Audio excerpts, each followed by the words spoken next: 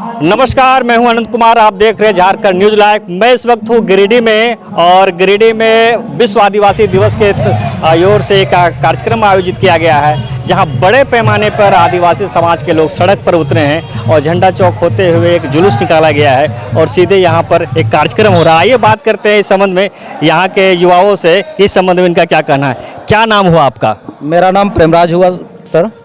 और क्या कार्यक्रम है?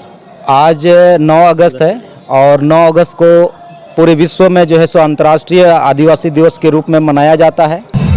और इस अंतर्राष्ट्रीय आदिवासी दिवस का मकसद जो होता है, मूल रूप से जो आदिवासी हैं उनका हक अधिकार और उनकी संस्कृति है ना, उनकी परंपरा को बचाए रखने के लिए जो है यूनेस्को द्वारा घोषित किया गया जो 9 अगस्त है, उसी के उपलक्ष्य में जो है सो 9 अगस्त को प्रत्येक साल हम लोग मनाते हैं।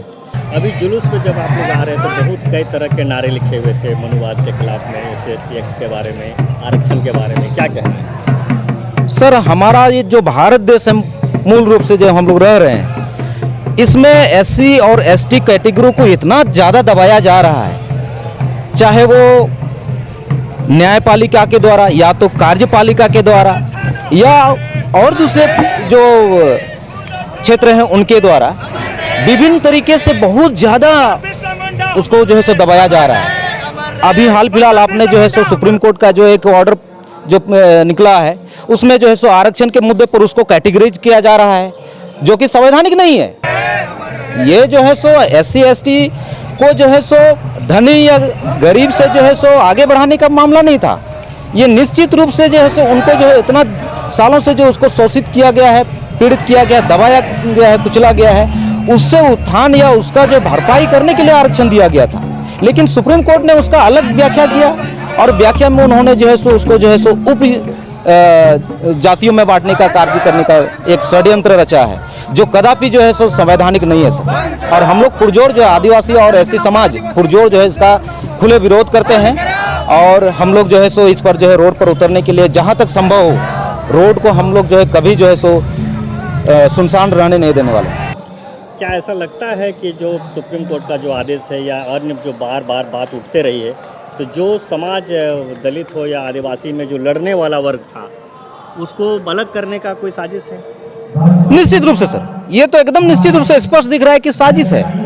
अब मान के चलिए, जिन व्यक्तियों को जो है चना चबाने के लिए दांत है सर, और उनको जो है नहीं दे करके जिनका दांत ही नहीं है उनको चना चबाया जाएगा, तो क्या वो चबा पाएंगे? निश्चित रूप से नहीं कर पाएंगे। तो जो लड़ने वाला वर्ग है उनको जो है सो इसको कहीं ना कहीं डिफीट किया जा रहा है इस कानून के द्वारा।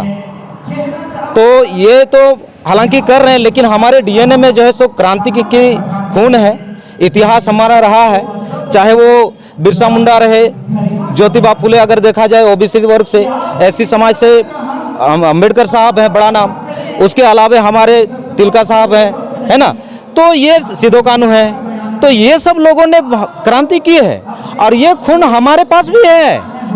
ये मत समझिए कि ये गर्म जो है खून जो है सो ठंडा हो गया है, बशर्ते इसको जो है सो अब हम लोग जो है सो इसको इम्प्लीमेंट में लाने की आवश्यकता है। लड़कों को जागरूक करने के या हमारे समाज के लोगों को अवेयर या उसको जानकारी देना सिर्फ हम लोग का बाकी है।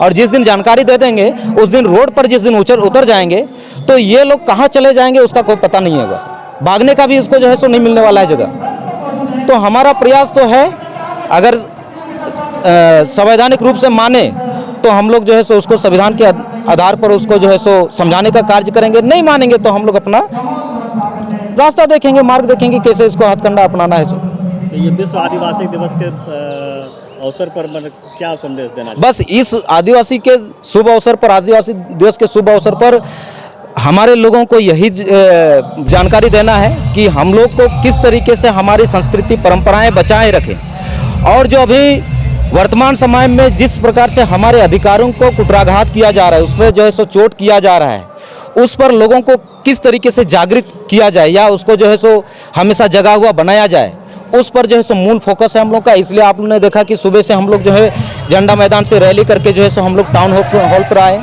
जो इसका जीता जागता उदाहरण है। और उसमें बहुत सारे तख्तियाँ लगी हुई थी जिसमें बहुत सारे स्लोगन लिखे हुए थे, जो है सो आप लोग कवर किए हैं तो वो दिखा सकते हैं।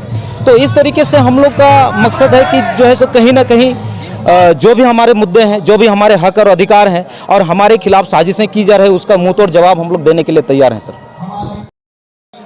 गिरिडीह आदिवासी छात्र संघ के अध्यक्ष हैं, क्या नाम हुआ आपका? प्रदीप सोरेन। ये जो विश्व आदिवासी दिवस है और अभी सुप्रीम कोर्ट का एक फैसला आया है SC/ST का वर्गीकरण का, क्या कहेंगे? सर ये तो हम इसमें तो हम कहना चाह रहे हैं सर, ये तो कहीं ना कहीं SC और ST को बांटने का षड्यंत्र है। अभी जो एकजुटता दिखाई जा रही है ST और SC में, उसमें बहुत बड़ी ताकत है। चाहे तो सरकार को अगर रोड पर ST/SC आ जाए तो सरकार को हम नाको चने चबा सकते हैं। आप मान लीजिए, इसमें देख लीजिए ST/SC जो कोटा पर कोटा का ये सुप्रीम कोर्ट का जो है, उसमें ये चीज़ है, अगर हम सरकारी स्कूल में पढ़ रहा हूँ मैं और मेरे ही कम्युनिटी के किसी जो उनके पापा नौकरी में हैं, उनके बच्चे हायर एजुकेशन ले रहे हैं, अच्छा कॉलेज यूनिवर्सिटी से पढ़ाई कर रहे हैं, अगर उनका आरक्षण वहाँ पर समाप्त कर दिया जाता है तो आदिवासी होकर भी उनका आरक्षण से उनको लाभ नहीं मिल पाता है। फिर UPSC का एग्ज़ाम, देश का सबसे बड़ा एग्ज़ाम होता है UPSC में अगर वो लड़का को बैठा जो, क्योंकि वही हमारे कम्युनिटी से वही UPSC का एग्ज़ाम क्रैक कर सकते हैं जिन्होंने उच्च यूनिवर्सिटी से शिक्षा प्राप्त किया है, और बेचारा उच्च शिक्षा से शिक्षा प्राप्त करके उनका आरक्षण को ख़त्म किया जा रहा है। और अगर हम तो सरकारी स्कूल से पढ़े लिखे युवा हैं और हम UPSC का एग्ज़ाम में अगर बैठेंगे तो हम क्रैक कर पाएंगे? नहीं कर पाएंगे। कहीं ना कहीं बड़े पद पर हम लोगों को जाने से रोका जा रहा है, ये सरकार की मंशा है।